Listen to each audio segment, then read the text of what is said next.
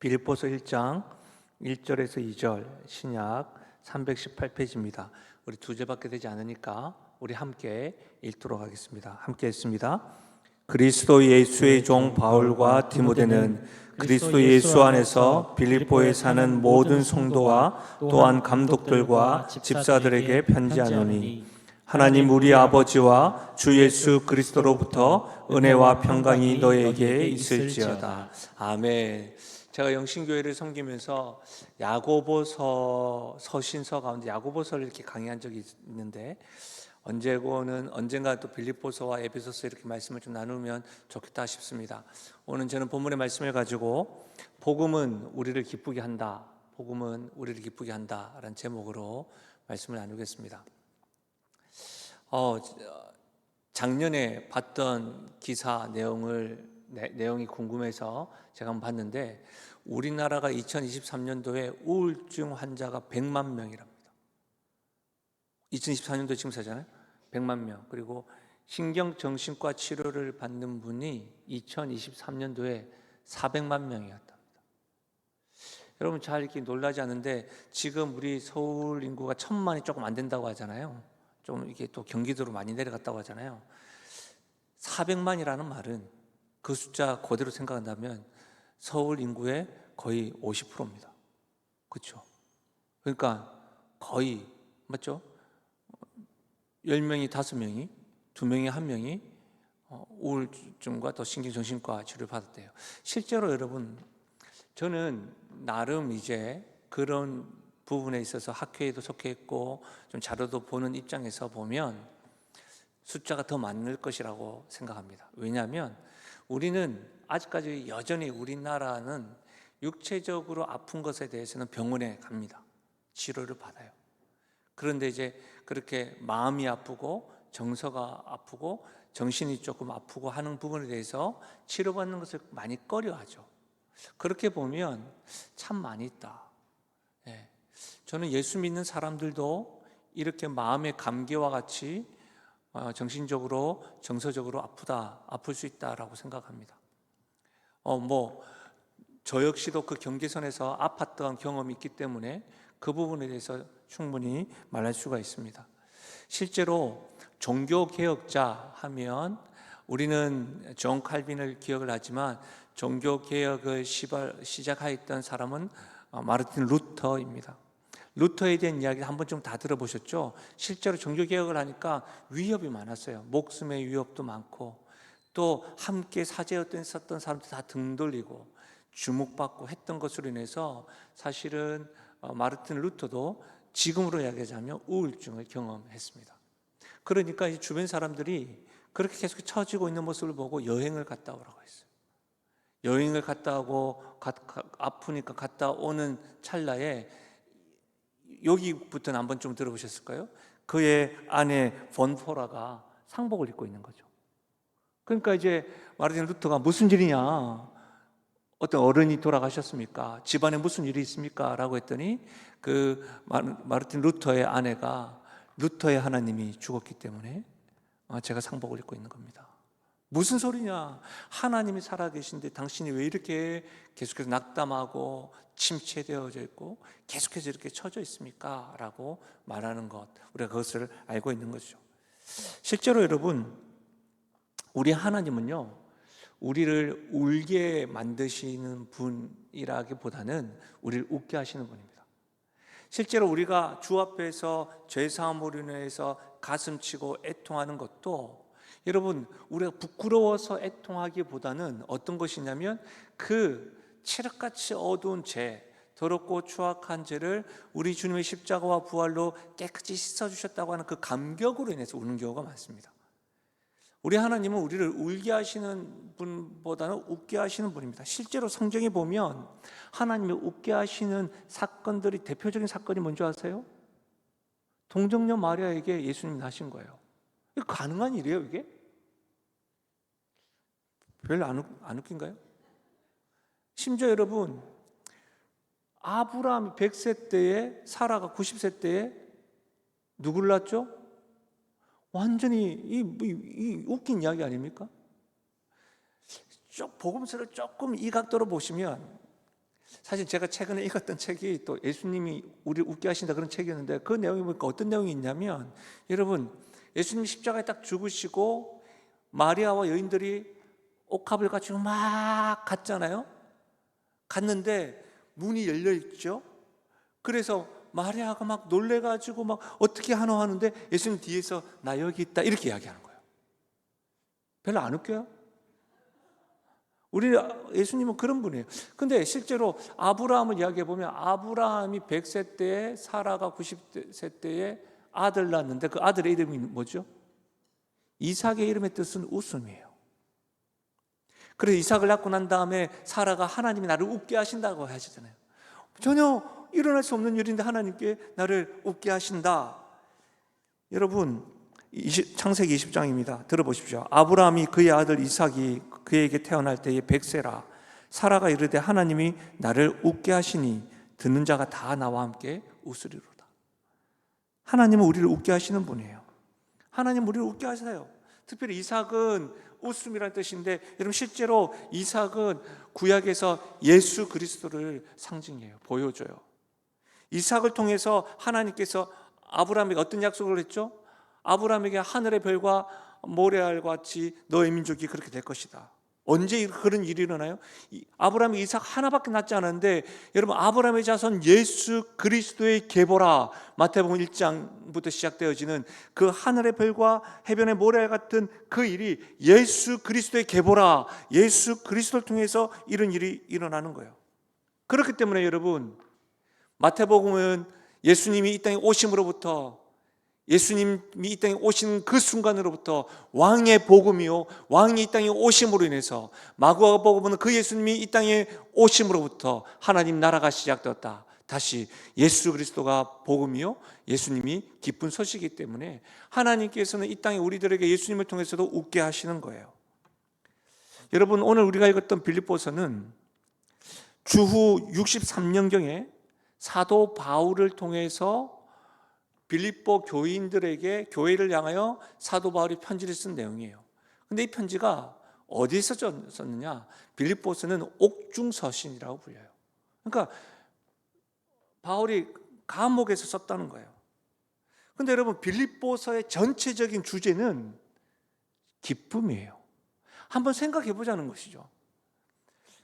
감옥에서 어떻게 기쁠 수가 있을까요? 감옥에 냉난방 시설이 되는 것도 아니고. 제가 지난주에 한번 이야기했는데, 제가 그 평생에 홍콩을 처음 가봐가지고 홍콩 이야기 한번 하겠습니다. 홍콩에 갔더니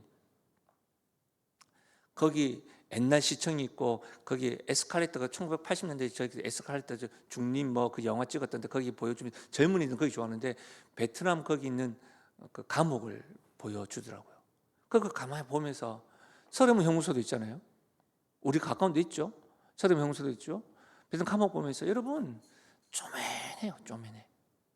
어떤 분들 그거 보면서 우리가 베트남까지 와가지고 이 감옥을 봐야 되느냐 이렇게 이야기하는데, 근데 저는 그 잠시 들어갔는데 그냥 순간, 이제 제 금요기도 집회 말씀도 준비해야 되고 하니까 그랬는지 순간 그 감옥 안에 있는데 여러분 즐겁지가 않더라고요. 좁아요. 여러분, 감옥에 있고 춥고 좁고 언제 죽을지는 모르고 그런 시절에 사도 바울이 밖에 있는 빌립보 교인들에게 기뻐하라고 쓰고 있는 거예요. 여러분, 지금 이 내용을 잘 들어보십시오. 사도 바울은 지금 감옥에서 나는 너무 슬프고 힘들고 우울하지만 너희들은 기뻐해라, 이렇게 쓴 게 아니에요.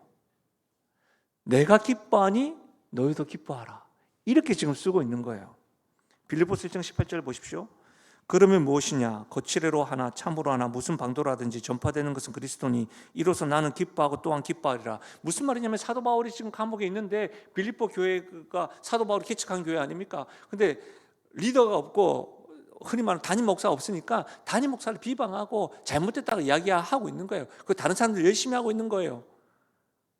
그런데 사도 바울은 그곳에서 슬퍼하기보다 무슨 방도든지 그리스도만 전파되면 난 기뻐한다, 이렇게 말하는 거예요. 지금 사도 바울은 나는 지금 너무 슬프고 화가 나지만 그럼에도 불구하고 당신은 힘을 내십시오, 당신은 기뻐하십시오, 이렇게 말하는 게 아니라는 거예요. 나는 지금 너무 기쁘다. 감옥에 있지만 기쁘다. 그러니 너도 기뻐하라. 이렇게 지금 설교하는 거예요. 계속해서 빌립보서 한번 들어보십시오. 빌립보서 2장입니다. 만일 너희의 믿음의 재물과 섬김 위에 내가 나를 전제로 드릴지라도 나는 기뻐하고 너희 무리와 함께 기뻐하리니 이와 같이 너희도 기뻐하고 나와 함께 기뻐하리라.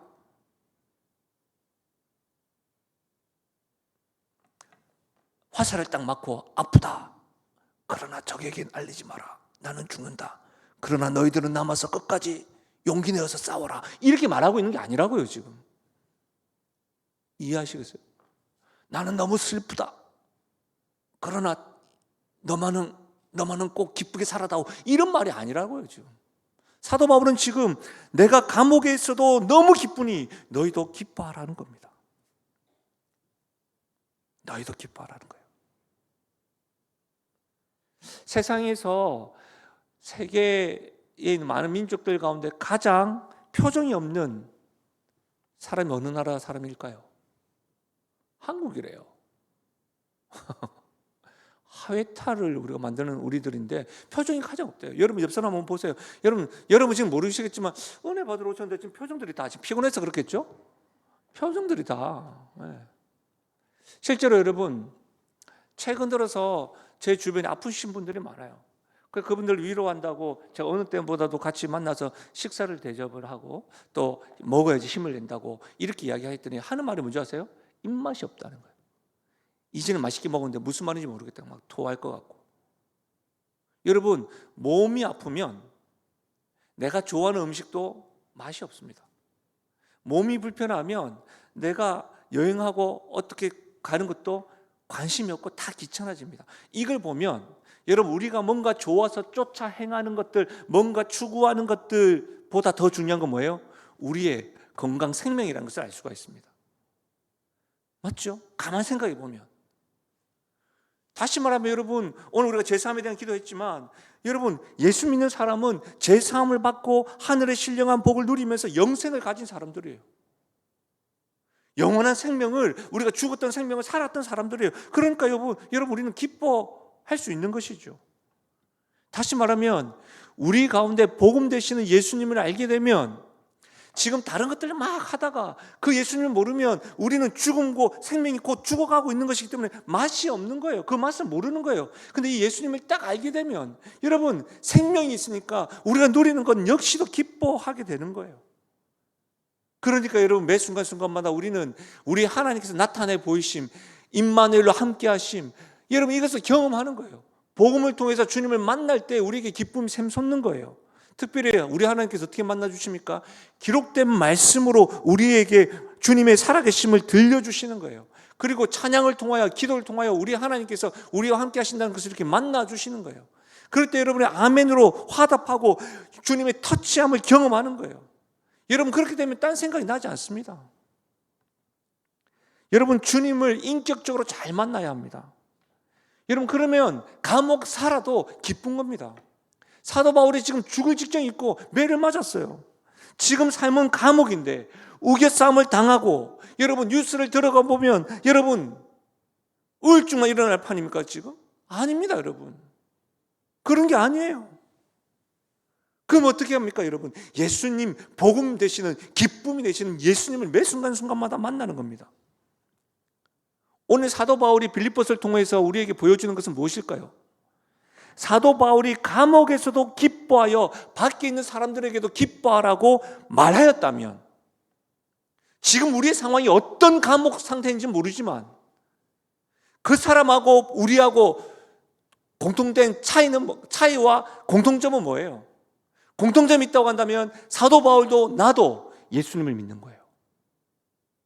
사도 바울도 감옥에 있고 나도 감옥 같은 인생이 있는데 둘 다 예수님을 믿는다면 우리한테는 기쁨이 있어야 되는 것이죠. 안 그렇습니까? 사랑하는 여러분, 이제 5월 5일이 어린이주일이고 5월 8일이 부모님 주일, 어버이날인데 가만 생각해 보십시오. 부모님이 기뻐하지 않는데 아이들에게 기쁨이 있겠습니까? 내리사랑이라고 하는데 여러분 부모님의 기쁨과 부모님의 신앙과 부모님의 믿음이 아이들이 안 보는 것 같으면 다 본다는 거예요. 저는 책으로 유머를 배워가지고 제가 재밌는 이 문구를 봤는데 굉장히 저는 재밌더라. 그러면서 계속해서 식사하면서 생각나는데, 여러분, 예수 믿는 사람은 우거지탕을 먹으면 안 된대요. 왠지 아시겠죠? 우거지탕. 근데 그거 생각하니까 제가 우거지탕 좋아하는데 얼굴이 왜? 그럼 뭘 먹어야 되냐? 피자를 먹어야 되냐? 얼굴 피자. 나중에 생각날 겁니다. 나중에. 제가 그걸 보니까 너무 웃기. 여러분, 빌립보 교회가 어떻게 생겼죠? 사도 바울이 2차 선교 여행 때, 지금 이제 터키에서 티르키예로 이름이 바뀌었죠. 티르키예로 다닐 때에 아시아로 가는 환상을 봅니다. 드로아인데요. 그렇죠? 드로아의 첫 성이 바로 빌립보입니다. 민박을 하는데 안식이 다가와가지고 이제 기도하기 위해서 밖으로 나갑니다. 기도처를 찾아서 헤매있는데 강가에서 여자들이 막 있는 겁니다. 거기서 사도 바울이 복음을 전합니다. 예수 믿으십시오. 예수 믿으면 영생이 선물로 줍니다. 근데 그 자리에서 복음을 잘 들었던 한 여인이 등장해요. 사도행전 16장에. 그 자리에서 있었던 여인의 이름이 루디아예요. 루디아. 두아디라 지역에서 온 루디아입니다. 그 루디아가 유럽에 오기 전에, 여러분, 아시아로 오기 전에 머물렀던 두아디라입니다. 두아디라 교회 거기입니다. 사업을 하기 위해서 이곳에 온 겁니다. 자주장사 루디아. 근데 거기서 어떻게 된 거예요? 예수님을 믿게 된 겁니다. 너무 좋으니까 루디아가 어떻게 해요? 바울과 일행을 초대합니다. 사도행전 16장에 보면 사도 바울이 그 초대에 잠깐 머뭇거립니다. 아마도 여성의 집이었는지 그런지 모르겠지만, 여러분, 꺼리지만 갑니다.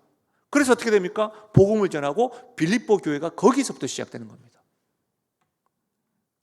저는 여러분, 우리 영신교회 성도님의 가정이 이런 복이 있었으면 좋겠습니다. 여러분 가정에 여러분 누군가를 섬기고, 여러분의 가정에 이렇게 빌립보 교회와 같이 시초가 되고 복음의와 은혜를 흘려보는 그런 시초가 되었으면 좋겠습니다. 여러분, 그렇게 쓰임받으면 좋겠습니다. 거기서 기도가 일어나고 선교사들을 섬기고 복음을 나누는 일, 모일 때마다 성도들 섬기는 일, 그런 일들 말이죠. 언제부터인가 우리가 코로나가 있고 난 다음에 가정을 오픈한 것을 무서워하고, 괜히 우리 뭔가 제자는 제일 필요가 있습니까? 우리가 다 똑같은 입장인데. 우리 집안이 그렇게 축복받고 은혜 받는 그런 일들이 있었으면 좋겠습니다. 여러분, 길가에서 복음을 전하는데 또 어떤 일이 일어났죠? 빌립보에서 점치는 여인을 만납니다. 그래서 바울이 선포했는데 어떻게 돼요?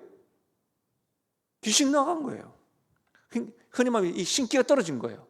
그런데 여러분, 그 여인은 신기가 떨어지고 예수님을 인하여서, 복음을 인하여서 자유함을 받았는데, 문제는 뭐냐면 그 여인을 통해 돈 받는 사람이 있었던 거죠. 돈 받는 사람. 그래서 어떻게 합니까? 신고합니다. 바울과 실라가 감옥에 잡히게 되는 거죠. 매 맞습니다. 죽을 때까지.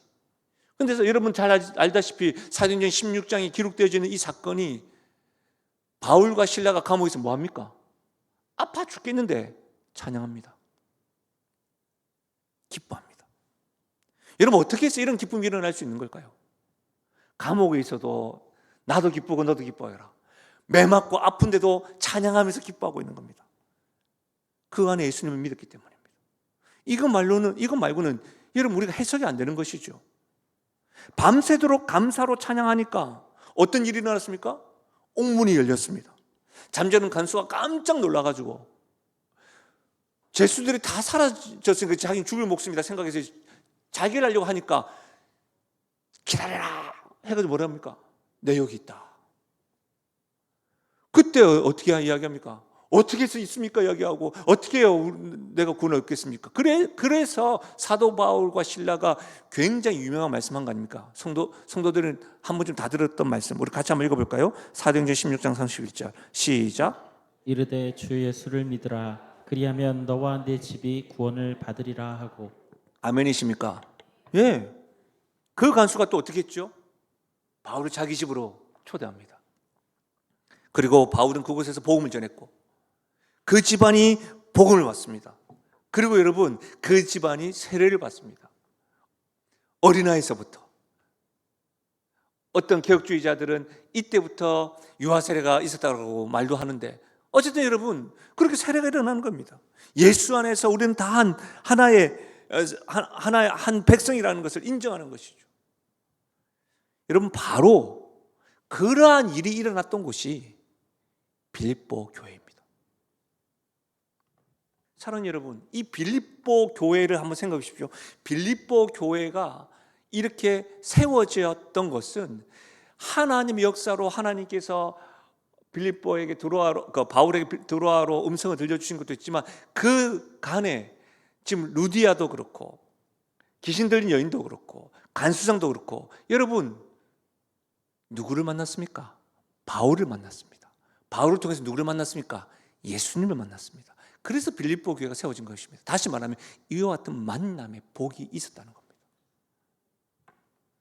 그렇지 않습니까? 루디아는 바울을 만나서 영생을 얻었고, 바울 역시도 루디아를 만나서 선교를 하게 되었고, 간수도 바울을 만나서 복음을 받아들이고, 바울은 간수를 만나서 세례를 이렇게 주게 되고, 사랑하는 여러분, 여러분 인생 가운데 이와 같은 믿음의 동력자들과의 만남의 복이 있기를 바랍니다. 더불어서 이 만남의 복이 그렇게만 끝나는 것이 아니라 여러분을 통하여 여러분 기쁨이 전달되어지고 예수가 전달되어지고 복음이 전달되어지기를 주의 이름 축원합니다. 여러분, 그때 온문이 열리는 거예요. 그래서 여러분 기도하셔야 됩니다.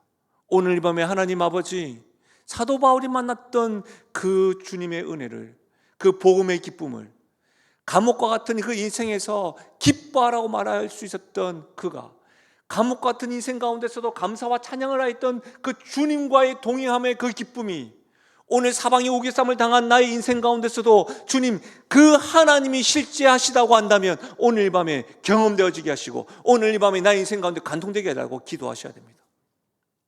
그럼 우리는 나도 기쁘니 빌립보 교회 너희도 기뻐하라. 만남의 복을 누렸던 빌립보 교회에게 사도 바울이 감옥에서 나도 기쁘니 너희도 기뻐하라, 그 기쁨을 누릴 수 있었던 사도 바울의 좀 더 구체적인 이유들을 오늘 말씀 1절과 2절에서 조금만 살펴봤으면 좋겠습니다. 먼저는 감옥에서도 기쁠 수 있었던 이유, 다른 사람에게 기쁨을 전했을 수 있었던 이유는 사도 바울은 소속이 분명한 사람이었습니다. 소속.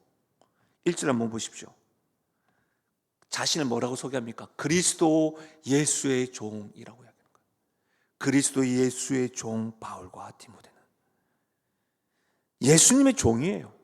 여러분, 사도 바울은 자신을 예수님의 종, 그리스도의 노예라고 자기를 소개하고 있는 겁니다.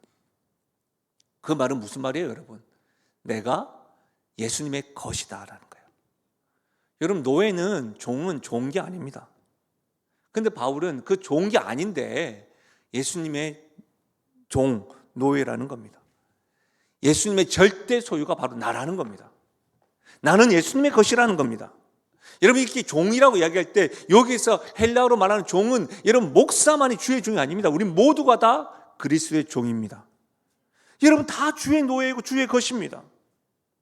왜 그렇습니까? 우리는 복음이 우리에게 들려지기 전에 우리는 누구의 종이었죠? 마귀의 종으로 살았었습니다.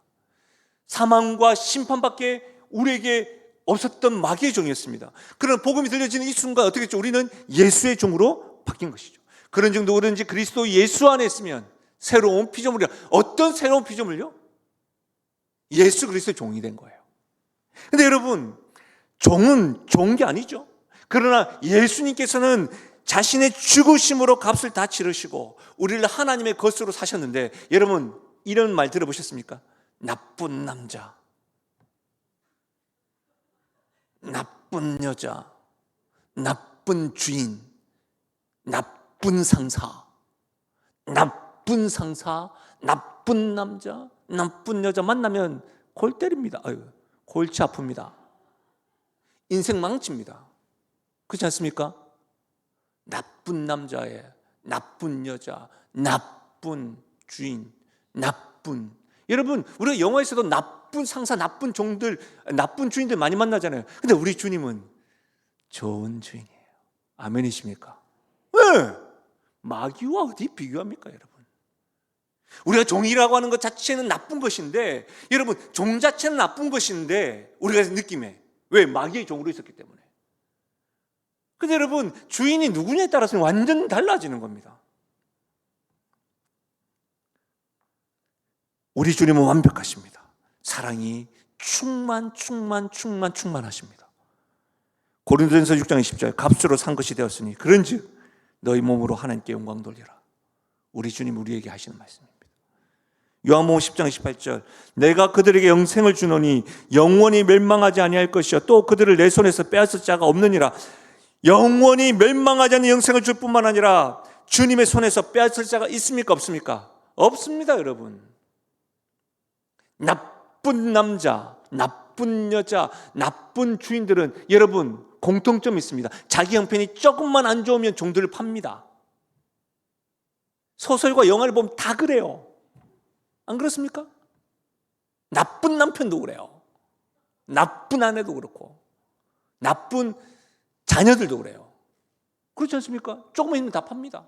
우리 주님은요 영원히 멸망하지 않을 것이요 내 손에서 빼앗을 자가 없느니라. 할렐루야. 우리는 주님의 것인데 누가 우리를 빼앗겠습니까? 마귀요? 여러분 누가 그럽니까?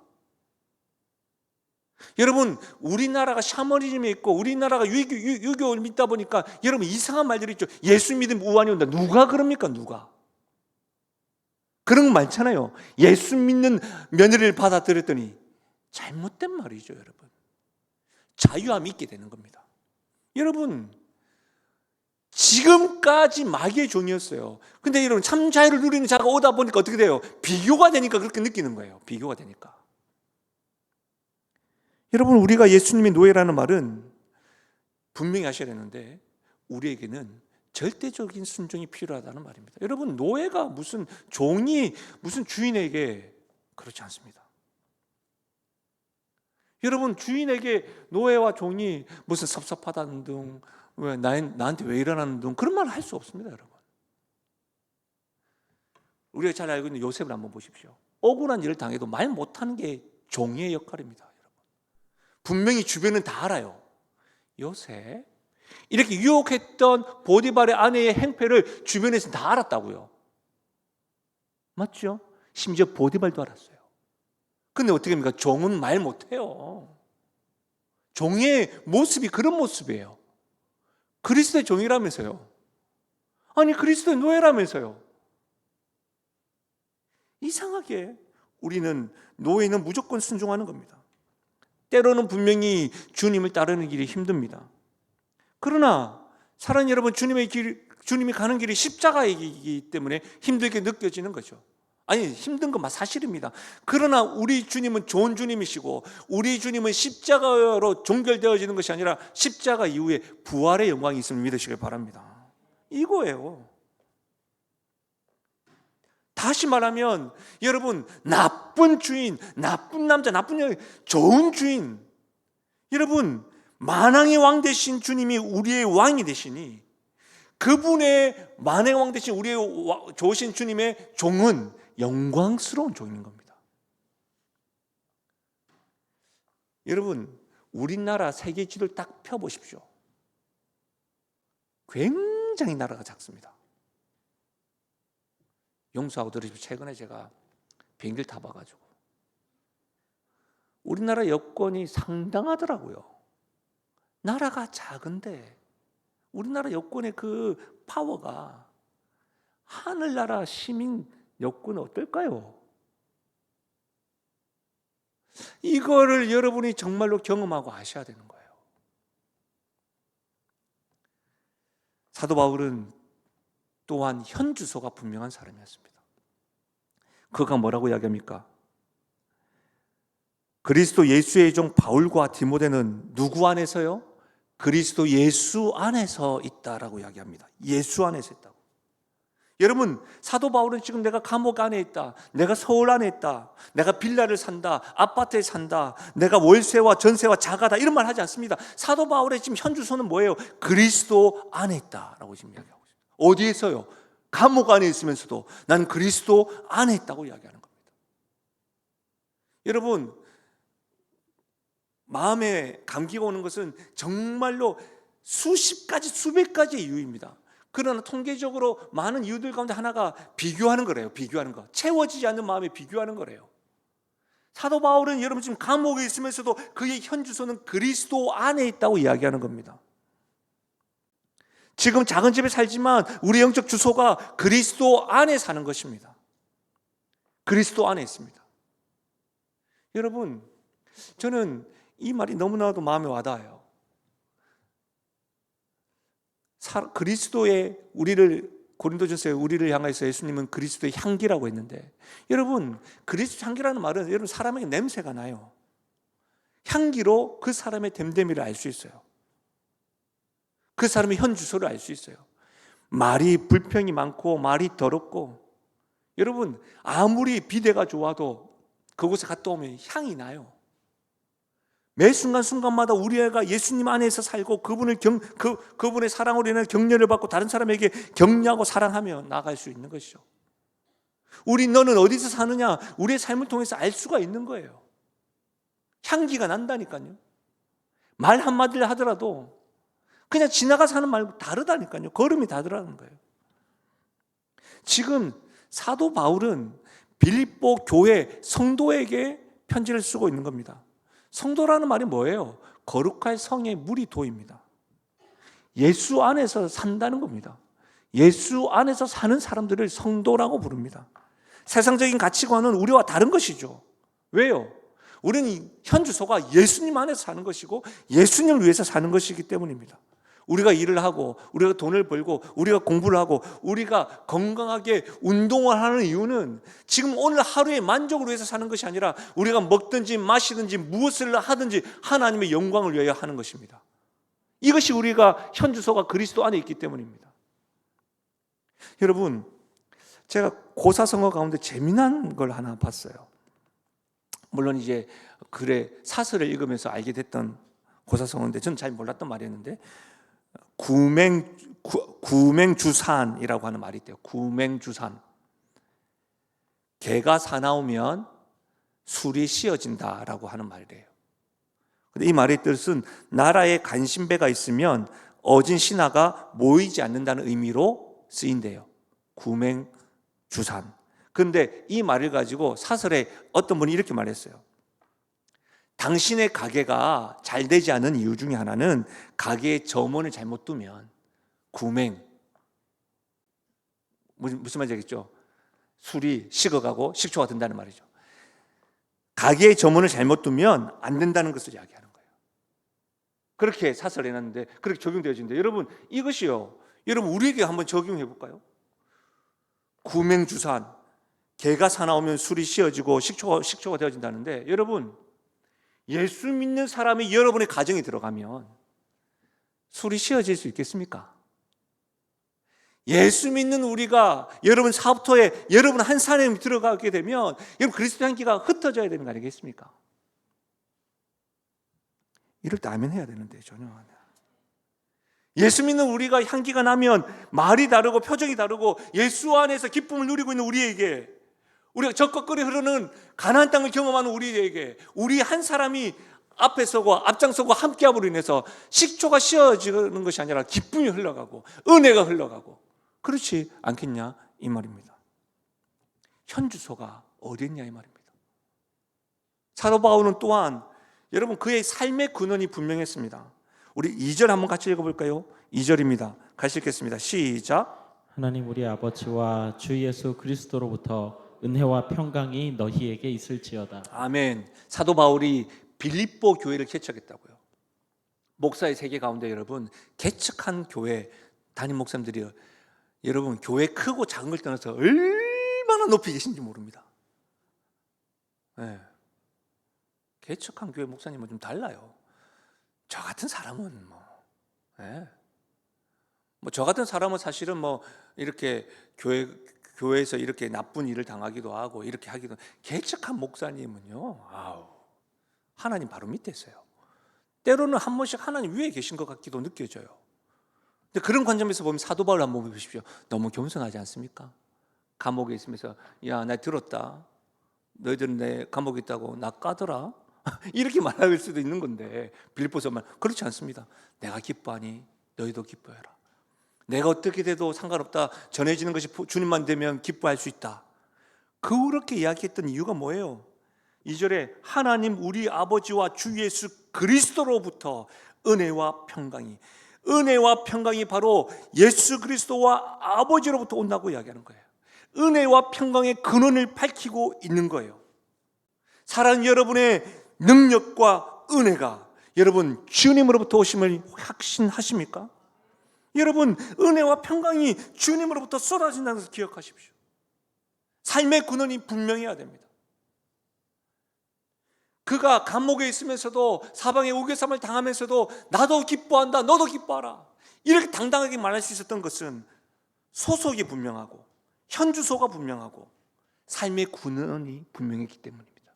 그래서 빌립보서 4장 마지막 4장에서 그는 이렇게 고백하는 겁니다. 고백할 수 있었던 겁니다. 같이 한번 읽어볼까요? 사도행전 4장 16절 17절 6절과 7절 같이 읽겠습니다. 시작. 아무것도 염려하지 말고 다만 모든 일에 기도와 간구로 너희 구할 것을 감사함으로 하나님께 아뢰라. 그리하면 모든 지각에 뛰어난 하나님의 평강이 그리스도 예수 안에서 너희 마음과 생각을 지키시리라. 아멘.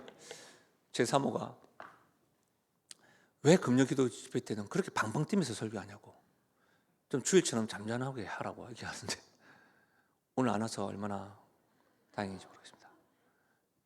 여러분, 저는 빌립보서 4장 6절과 7절 사도 바울이 소속이 분명하고 현주소가 분명하고 삶의 근원이 분명한 그가 감옥에 있으면서 이렇게 이야기하는 겁니다. 아무것도 염려하지 말고 다만 모든 일에 기도와 간구로 너희 구할 것을 감사함으로 하나님께 아뢰라. 그리하면 모든 지각에 뛰어난 하나님의 평강이 그리스도 예수 안에서 너희의 마음과 생각을 지키시리라. 이렇게 고백할 수 있는 사도 바울, 특별한 게 아니에요. 우리도 그리스도께 속한 사람이고요, 우리의 현지소도 그리스도 안에 있고요, 우리의 은혜와 평강의 근원도 예수 그리스도로부터 있는 것이죠. 더 확실한 건 뭔지 아세요? 저는 이 말씀을 읽을 때 하나님께서 사도 바울에게 자신감 있게 말씀하시는 것 같아요. 보세요. 아무것도 염려하지 마라. 모든 것을 감사함으로 하라. 저는 연수한 목사지만 저에게 기도 제목을 참 많이 부탁합니다.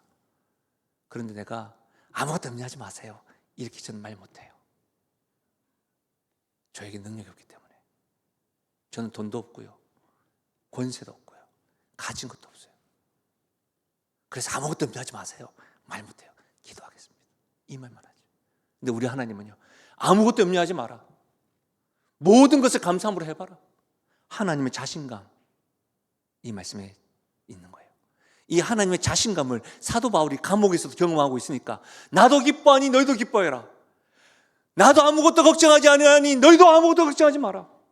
나도 감옥에서 매맞고 있으면서도 감사함으로 찬양하니 너희도 사방의 우겨쌈을 당하는 그 감옥에서도 모든 것에 감사함으로 아뢰라.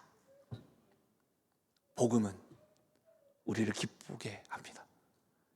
이 복음 대신 예수 그리스도 안에 거하시고 그 예수 그리스도로부터 기쁨과 은혜와 축복이 온다는 것을 기억하시며 살아가는 우리 모두가 되시기를 주님의 이름으로 간절히 축원합니다. 우리 이 시간 말씀을 생각하시면서 우리 이 찬양 한번 불러봐요. 참 많이 불렀던 찬양인데요, 혹 지금 감옥과도 같은 상황 가운데, 사방에 우겨쌈을 당한 형편 가운데 있으십니까?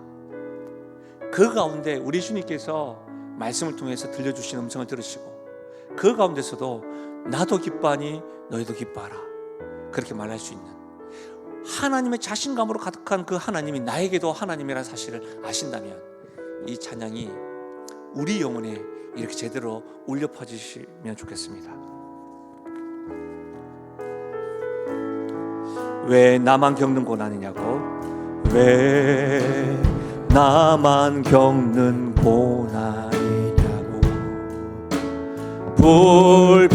불평하지 마세요. 고난의 뒤편에 있는 주님의 주실 축복 미리 보면서 감사하세요. 너무 견디기 힘든 지금 이 순간에도 주님이 일하고 계시잖아요. 남들은 지쳐 앉아 있을지라도 당신만은 일어서세요. 힘을 내세요. 힘을 내세요. 주님이 손잡고 계시잖아요. 주님이 나와 함께함을 믿는다면 어떤 역경도 이길 수 있잖아요. 왜 이런 슬픔 찾아왔는지, 왜 이런 슬픔 찾아왔는지 원망하지 마세요. 당신이 잃은 것보다 주님께 받은 은혜 더욱 많음에 감사하세요. 너무 견디기 힘든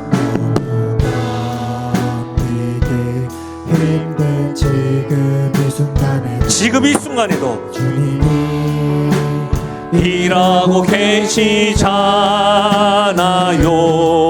남들은 지쳐 앉아 있을지라도 당신만은 일어서세요. 힘을 내세요. 힘을 내세요. 힘을 내세요. 주님이 손잡고 계시잖아요. 주님이 나와 함께함을 믿는다면 고난도 견딜 수 있잖아. 힘을 내세요. 힘을 내세요. 힘을 내세요. 주님이 손잡고 계시잖아요.